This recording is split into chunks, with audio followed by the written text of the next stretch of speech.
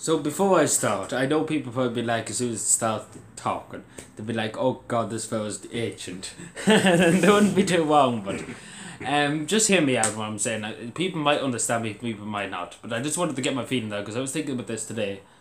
So when I was growing up, back in the day, as I would say, um, there wasn't many phones. Like, let's be honest, it wasn't phones like this. There was Nokia phones, them kind of phones, flip up phones. Them kind of flip up phones used to have. The old kids will remember them, apart from the new kids. But they didn't have the internet on them, and you couldn't do this, you couldn't do that, And I often feel afraid, and I have to say, just thinking about this, whole world of the internet and this, how technology is developing every day.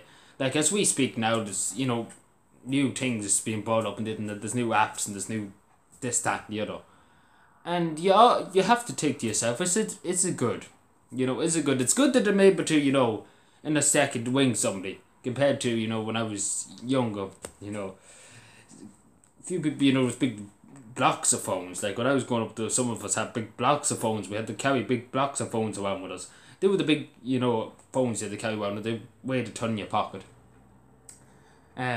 So you have to admit, that's a good positive fact. Like at least you can call for, you can talk to your friends, you can talk to your family without having to carry around a big block with you, which is a positive, I suppose. But I often feel afraid that we're, I suppose, humanity's developed too much too quickly, if that makes any sense.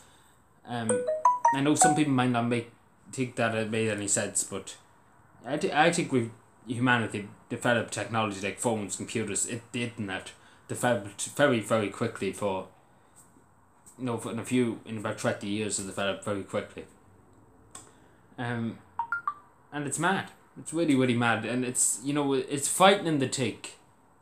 Like as I was saying, I was frightening to take that as we speak now, God knows what's happening on the internet. That's like there could be God knows who on the internet.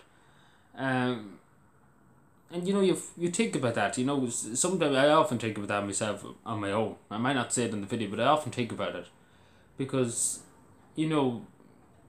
some unspeakable stuff is happening on the internet, and every day it gets worse.